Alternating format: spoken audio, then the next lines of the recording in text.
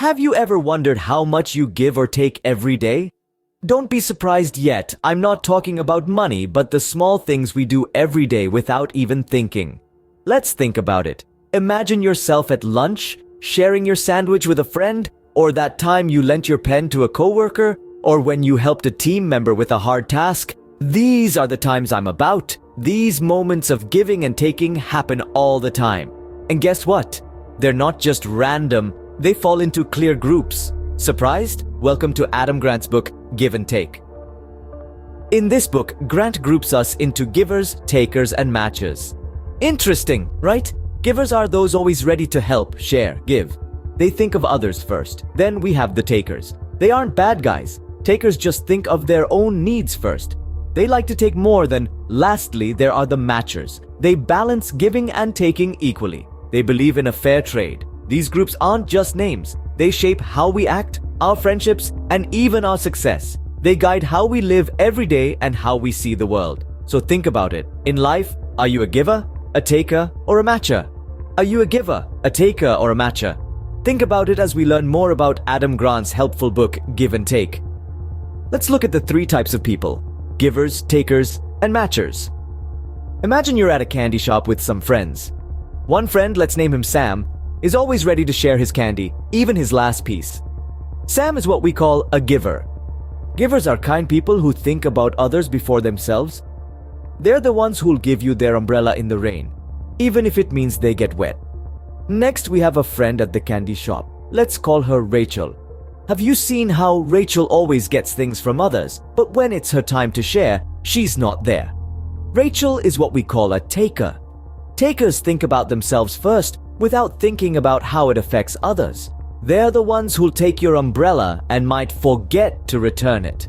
Lastly, we have a friend who's a bit of both. His name is Alex. Alex keeps track of who owes him what.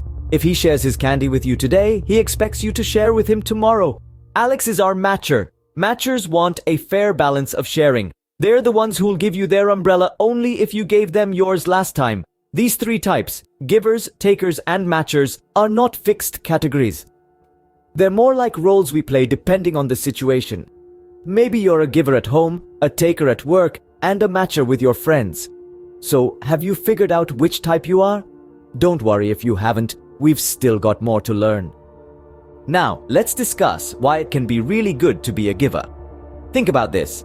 You're starting your own business, and like most people, you want to make good friends, create a happy place to work, and of course, be successful.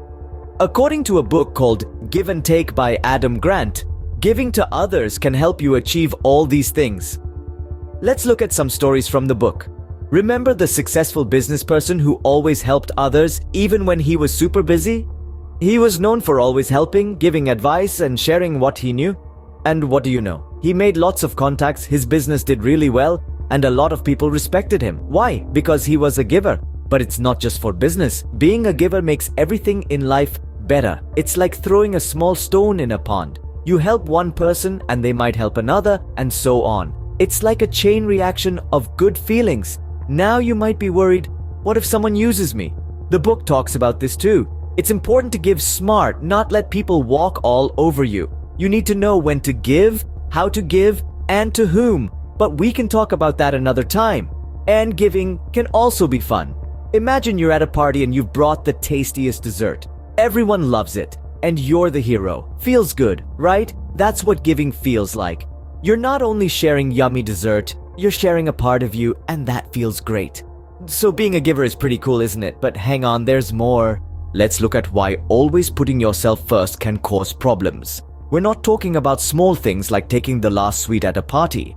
We're talking about always thinking about what's best for you and not caring about others. Picture this. You're at work. There's a big project that needs to be done soon. Instead of working with your team, you decide to do everything yourself to look good. You're getting all the praise, but also all the blame. Sounds good, right? But wait. When people see you always taking, they may start to feel unimportant. This could make the workplace negative and less productive. And don't forget about trust. If you're always taking, people might start to doubt you. Trust is like a plate. Once it's broken, it's hard to fix. Now, imagine you're a squirrel, keeping all the nuts for winter. You have all the food while the other squirrels are hungry. But then winter comes, and it's really cold. The other squirrels who've been sharing and helping each other have friends, but you're alone with your nuts. Suddenly, being the squirrel with all the nuts doesn't seem so good, does it? Think about this. If you're always taking, always thinking about yourself, what happens when you need help? Who will be there for you? We often give back what we get. If you're always taking, you might be alone when you need help. So, always taking might seem good now, but it might not be the best idea later on. So, take our advice. Don't be this squirrel with all the nuts. Being alone in the cold isn't fun. In the end, everything comes down to balance, right? This is a saying we hear often, and it's very true when we talk about giving and taking. A book called Give and Take by Adam Grant talks about this idea. Picture life like a seesaw. One side is giving and the other side is taking. If you're always giving, you might feel like you're sinking, being pulled down by everyone else's needs. On the other hand, if you're always taking, you might feel like you're flying high, but alone, because no one likes someone who only takes. So, how do we keep things balanced? The book suggests that people who do well in life are not just givers or takers. They're people who know when to give and when to take. It's like a dance, knowing when to move forward and when to step back. It's about understanding the situation and people around you. Sometimes it's important to give, to help others. Other times it's important to take, to let others show their kindness, and to make sure your own needs are met.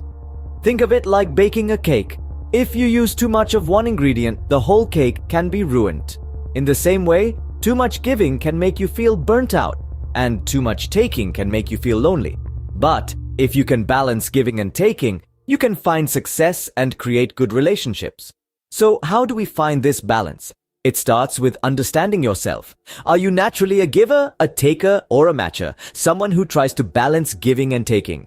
Once you know this, you can start to change your actions. Isn't this an interesting idea? How do you balance your giving and taking? Are you a giver, a taker, or a matcher? We want to hear what you think. So remember, whether you're a giver, a taker, or a matcher, the important thing is to find the right balance. This is the main idea from Adam Grant's Give and Take. Before we wrap up, we hope that this deep dive into the balance of giving and taking has sparked some self-reflection and curiosity. And now, we'd love to hear from you. Are you a giver, a taker, or a matcher? How do you balance your giving and taking? Please share your thoughts and experiences in the comments below. We love hearing from our viewers, and your input can help others on their journey to finding balance. Also, if you're interested in exploring this topic further, we highly recommend reading Give and Take by Adam Grant. It provides a fascinating look into why helping others drives our success. We've put the link in the description below for easy access. And if you've found this video helpful or interesting, don't forget to like, share, and subscribe to our channel for more insightful summaries like this one. Every like, share, and subscribe helps us reach more people and continue providing content like this. Thanks for watching, and remember, whether you're a giver, a taker, or a matcher, the important thing is to find the right balance. Until next time, keep exploring and keep learning.